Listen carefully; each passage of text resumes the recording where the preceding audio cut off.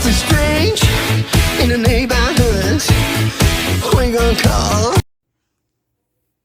Hi guys, Kugi of the Nuevo Ghostbusters here with our good buddy Slimer for Slimer's Story Time.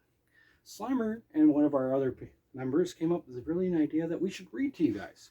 So during the month of October, we're actually going to start reading some spooky stories to go along with some of the spectacular events we have coming up. So you may see us out and about doing some things such as trunk or treat, parades, and other events. Today, Slimer has already bookmarked what page he wants us to start on. So today's story is Captain Hook's Shadow.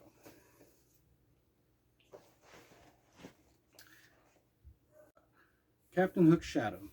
It's illustrated, so I will show you the pictures before I turn the pages.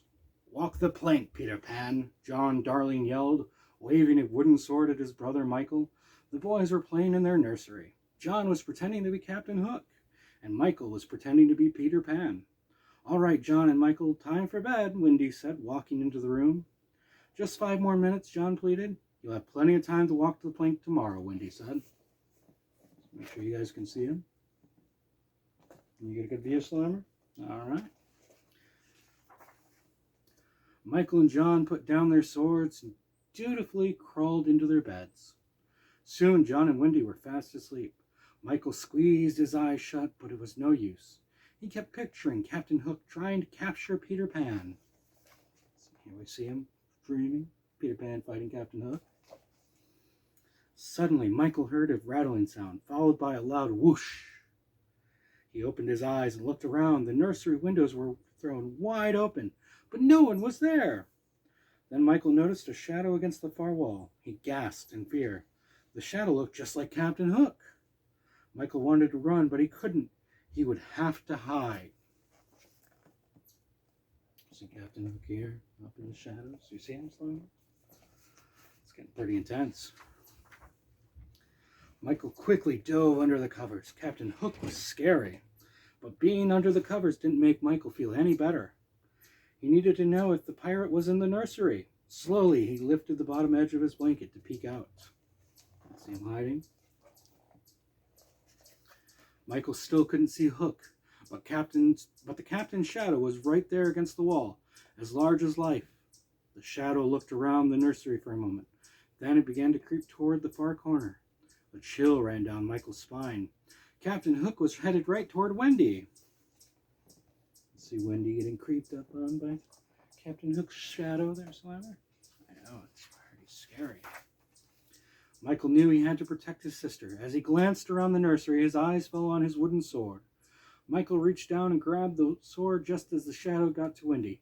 He threw off his covers and leaped toward it. The shadow stumbled backward. Michael lunged at it, but it swiped at him with its hook. Here we can see him engaging in fierce battle with the shadow. Michael dove under his bed, but the shadow reached for him, but he darted away just in time. The shadow jumped onto the bed, and Michael gulped, waiting for the hook to swipe at him again. He wondered why he was seeing only Captain Hook's shadow. Where was Hook hiding? Michael knew he had to do something. He couldn't stay under the bed forever. Captain Hook was sure to get him sooner or later. You can see Michael hiding. Captain Hook's shadow dragging the hook along the skirting of the bed. Summoning all his courage, Michael dashed into the middle of the room, but the shadow came after him. As he tried to get away, he tripped over a ball. The shadow skulked toward him, shivering. Michael pictured the crocodile that waited for anyone who walked the plank. See him tripping over the ball. It's a little hard to see the shadow in this one. Suddenly, Michael heard someone call out, "Cock-a-doodle-doo! Peter Pan!" Michael shouted as his hero flew in. "I'm so glad you're here. Captain Hook tried to get Wendy, but I stopped him." "Hook is here?" Peter asked, looking around. "Why, it's Captain Hook's shadow. Don't let it get away." The shadow tried to run, but Peter flew after it. So here we can actually see the extended full scene with Peter coming in through the window to save him. It's pretty cool. "It's only a shadow," Michael asked. Suddenly, he wasn't so scared. He leaped up from the floor and ran after it. "Grab it from the other side," Peter called. Michael ran toward the shadow from the right as Peter flew at it from the left. The shadow was trapped. In a flash, Michael reached out and caught it. And here we see them wrestling with Captain Hook's shadow. It's kind of hard to see. A little difficult. Shadows can be hard to see at night. Put it in here, Peter cried, holding out a sack. Michael stuffed the shadow into the sack, and Peter tied it closed. That was close, Peter said. Why was Captain Hook's shadow here? Michael asked. I thought I stole the shadow for a prank, Peter explained. Some prank? The shadow has been nothing but trouble. Pulled the Lost Boys' tails and put pine cones in their beds, and then it flew away from Neverland to cause trouble in London. That sounds really awful, Michael cried, looking at Peter with wide eyes. I'm glad we caught it. Peter nodded. Thanks for all of your help, Michael. I better fly back to Neverland and return it right away, while everyone aboard Captain Hook's ship is still asleep. Those nasty pirates have already caused enough trouble. And here we can see them putting it in the bag. Peter tying it up and getting ready to take it back to Neverland. Do you want to come with me? Peter asked Michael. It'll be a great adventure. Not without Wendy and John, Michael replied.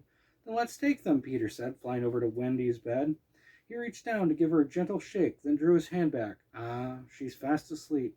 He looked over at John and said, John's asleep too. And here we can see him realizing that they're asleep and not wanting to wake them.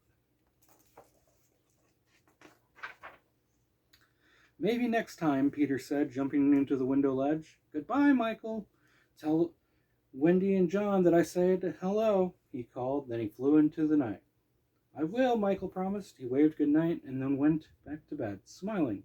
He was glad to have had another adventure with Peter. Well, I have to say, Slimer, that was an excellent choice of a read for our first story. I hope you guys enjoyed it. Make sure you tune into our YouTube channel for more exciting stories as some of our other members read to you in the future. I'm Dave. I'm Kugi. This is Slimer, and this has been Slimer's Storytime.